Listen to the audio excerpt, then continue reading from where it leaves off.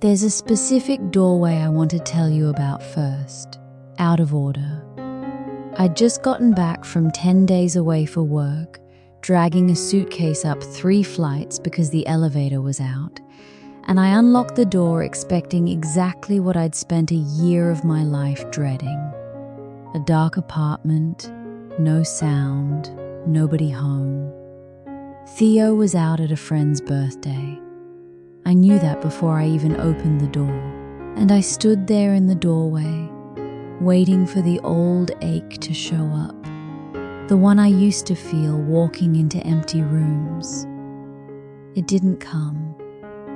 What came instead was something closer to relief, quiet, easy, almost peaceful. And that peace scared me more than the ache ever had.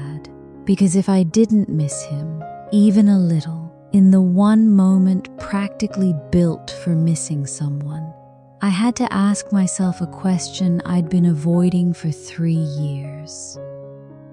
To explain that question, I have to go back to the year before I met him. I'd moved to a new city for a job that looked good on paper, and in the move I lost the only friend group I'd ever really had. Not through any fight, just through distance and time zones and everyone being busy in a different city than me. For almost a year, my evenings had a very specific sound. The elevator 2 floors down, a neighbor's TV through the wall, my own phone, face down on the counter, not lighting up. I got good at being alone in a way that wasn't peaceful. I filled the silence with podcasts I didn't really listen to, just so the apartment wouldn't feel so completely empty. I didn't have a word for it then. I just knew that walking into my own apartment at the end of the day had started to feel like a small, private dread every single time.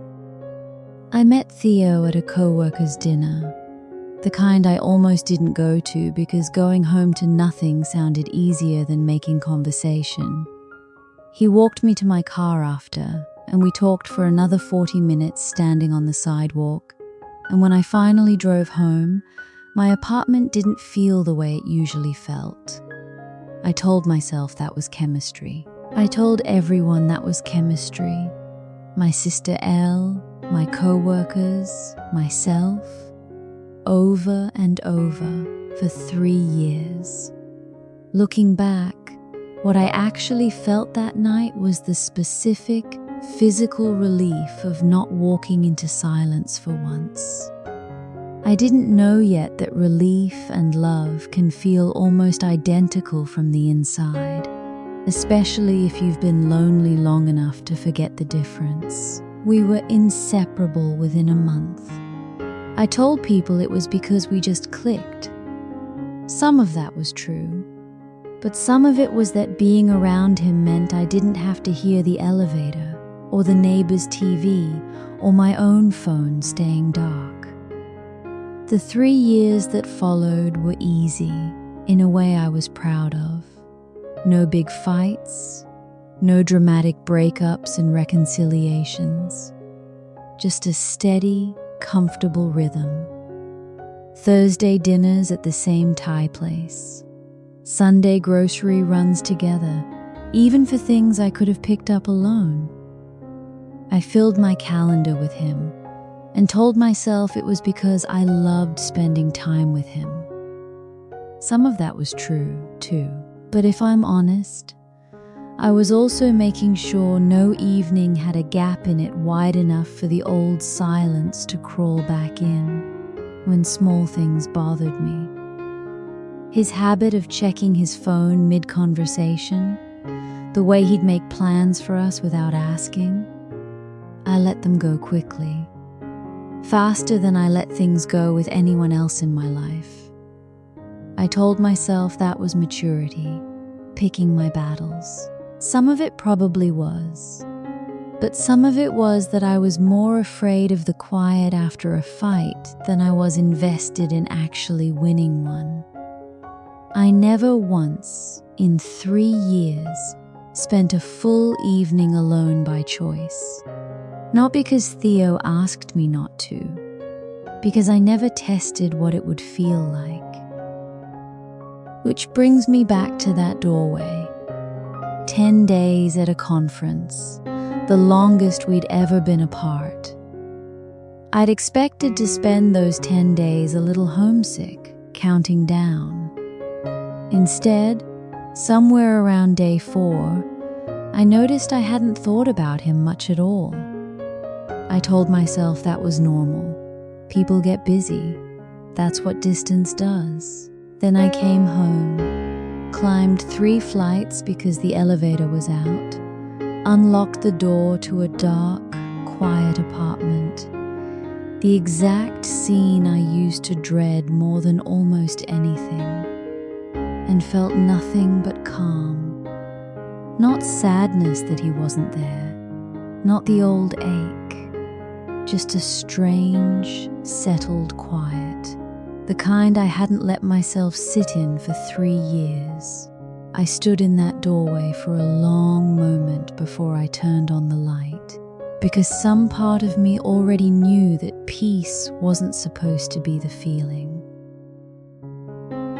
For weeks after that, I turned it over constantly, usually late at night when Theo was already asleep next to me.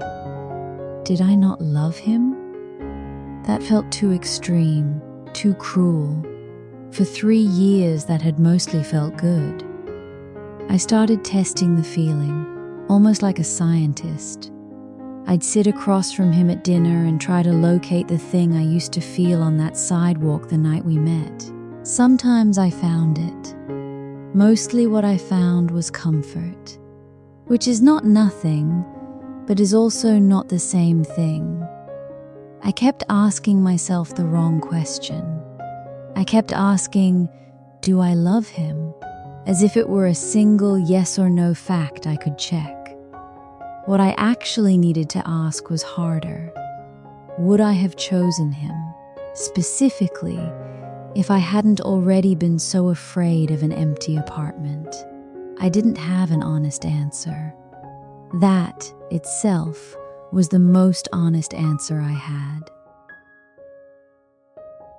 What eventually helped was separating 2 things I'd spent 3 years treating as one. Loneliness wants company.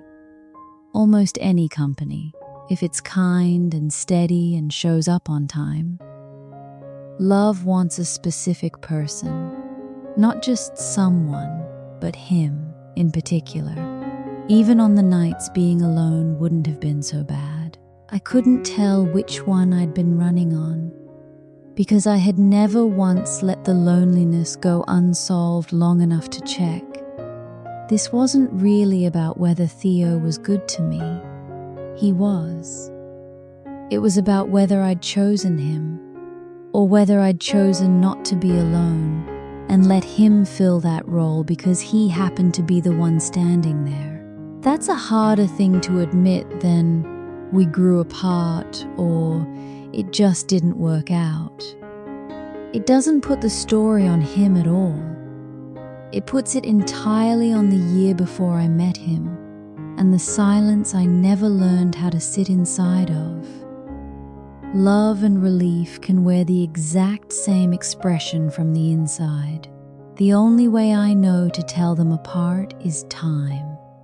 Deliberate, uncomfortable time spent alone, on purpose, to see what's still there once nobody's filling the gap. I didn't end things with Theo the week I figured this out. I want to be honest about that, because it would make a cleaner story if I had. Instead, I did something smaller and slower. I texted Priya, a friend from before the move, someone I'd let the friendship go quiet with without ever meaning to. I joined a running group that meets Thursday mornings, the one morning a week that used to automatically belong to plans with Theo, and I kept it just for myself. Then I started spending real evenings alone, Not doom scrolling to avoid the silence, not putting on a podcast to drown it out. Actually sitting in it on purpose to find out what was underneath once nobody was there to solve it for me. It was uncomfortable at first, in a way that surprised me. Old and familiar, like a room I used to live in and had forgotten the shape of. I called Elle and told her the real version, not "we're fine." I told her I didn't know yet whether what I felt for Theo was love or relief, and that I was finally giving myself room to find out. I don't think this is a story about Theo doing anything wrong. I think it's a story about how relief and love can feel identical from the inside, especially when you've been lonely long enough to forget there's a difference, and how you can't actually tell them apart from inside a relationship that never gives the loneliness room to surface. If you've ever wondered whether what you feel for someone is love or just the absence of being alone, I don't think you can answer that by staying busy enough to never check. I think the only way to know is to sit in the quiet on purpose, long enough to see what's still there when nobody's filling it. There's a reflection on gentle rivers about what it actually means to sit with yourself in stillness instead of running from it. The link is below.